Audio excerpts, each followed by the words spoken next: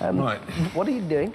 I'm putting this on to honour our guest tonight because in the history of American cop shows, this man has had his bottom chewed by an angry black police captain more than anyone else. Ladies and gentlemen, from Starsky and Hutch, David Soul!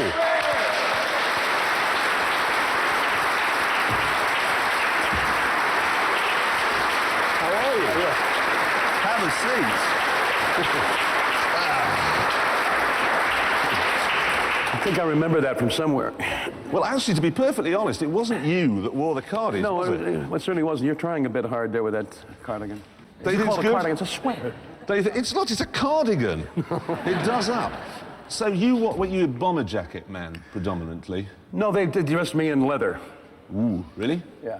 So quite Yeah. cool compared to poor Yeah. old Paul Michael Glazer. Well, actually, what had the way we set the stand, they call it trends or whatever. Of course, in the 70s, we didn't know we were setting a trend. All we did was to fight. He's got a blue shirt, I want one like it. You know, that kind of thing. But you must have always lost because he got the cardigan. Right. Cardigan Quite and cool. a pair of jeans. And he got the car. He got the Torino with the white stripe. You got a leather bomber jacket. And what was your car? It was a Ford Fairlane. Rubbish. Actually, on a flat-out straight, my car would outdo that red tomato.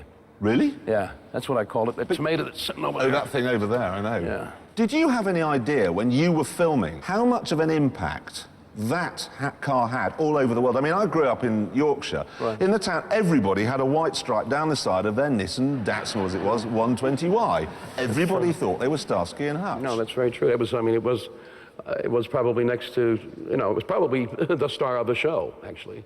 No, we won't have that. You were the stars of the show. Oh, but thank that you. can't be- I just wanted to hear you say that. Were you aware of the impact you were having? I was having, or the car No, was having? the show was having. You were aware of it being such this global... Little by little. You know, when first of all, you're cloistered away in a studio for the first year. So you don't get out and see folks at all. You're just working 18 hours a day to get the show out, you know. And little by little, the popularity spread. The first year, it didn't do very well. It wasn't really hot in our country. And then the second year just took off. Cops loved it. 4 years in that show, I never got a ticket.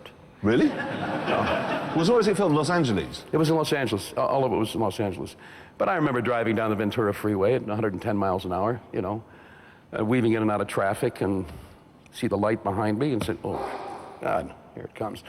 The guy would finally slow down right away, and the guy would pull up next to me, and then he'd recognize me in the car, and he'd go,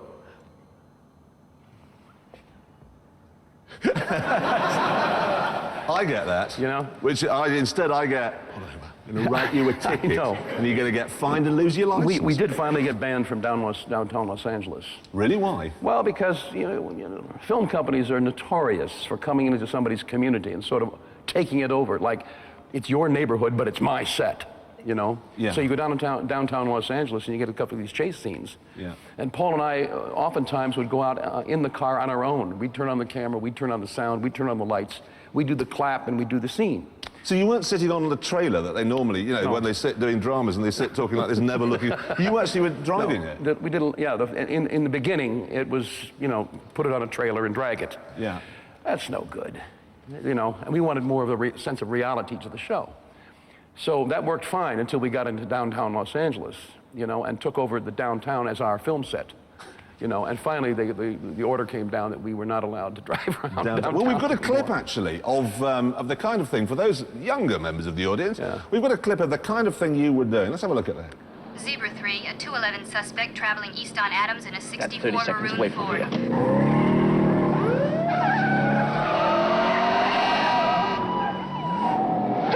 Did you see that guy? Did you see the look on that guy's face? We got the money, man.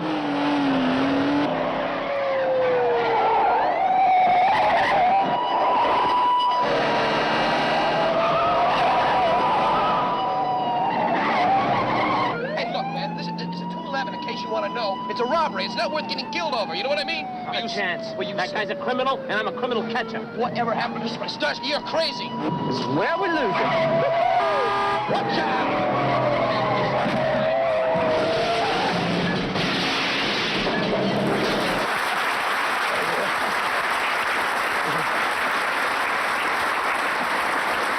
That applause is for me, the passenger, right? Yeah, exactly. Not for the driver. You're the one who was driving. Was that you guys driving that Yeah. sort of thing? Oh, that's fantastic. Now, I think I'm right in saying, looking down here at the people who've been on, you are our first American guest. Yeah. Why can't the Americans make cars? Why No, can't- it baffles me. I mean, the Mustang was a brief blip, but otherwise it's been 100 years of horror. Well, I had a Corvette, and I loved it. And I what loved did you it. like about that? I realized a dream in that car. I went out to the Mojave Desert, and the girl that I was with at the time, and we took our clothes off, stark naked. Mojave Desert is huge, and there's nothing but a straight road going across it. And took that baby and just floored that sucker and went for like 135, 40 miles an hour, stark naked in the middle of the desert. Great. I mean, that's a dream, right? A few things you want to do before you turn You're as right, old I was as just am. thinking, that is one of those huge lists of things you must do before you die. Drive a vet naked across the Mojave. Yeah, that was great. Wouldn't That be a was great. vet, though. Yeah, That was but a we pulled up terrible- in Boot Hill, and I won't tell you what happened then, but Well, yes, you will. Right, of course, you're not here just to relive the olden days. You're here to Yeah. drive our reasonably priced car around our track. that was the idea. That's the idea, absolutely. And we had the car specially decorated for you. Anyone want to guess what we did to it? Let's have a look at your lap. Oh, no. God, no. And here we go. Ooh, dear, you're looking a bit concentrated there. Now, the Stig tells me that you were a very, very good driver. I have to be honest. He reckoned you were the first guest that were really in with a shout of beating JK, who's our current leader on 1 minute 48 seconds.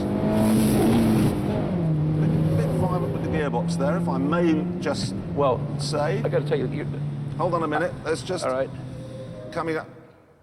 what happened? We've had all these people have come on the show and driven our reasonably priced car, our Suzuki Liana, without a single bit of trouble.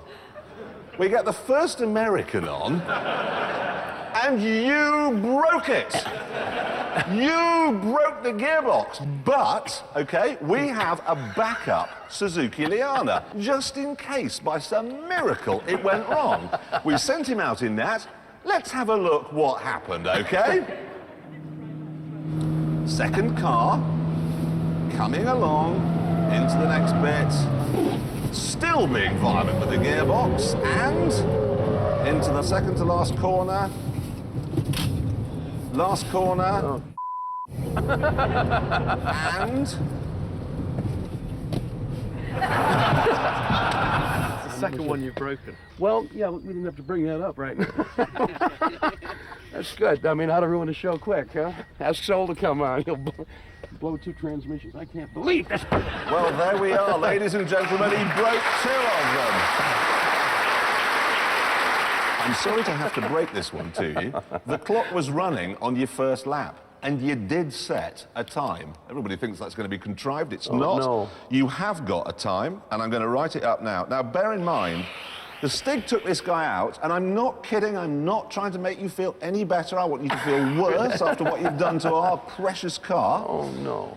He said you were as good as JK and that you were up for beating him. But you didn't. In fact, what you did was 1 minute and 54 seconds, ladies and gentlemen.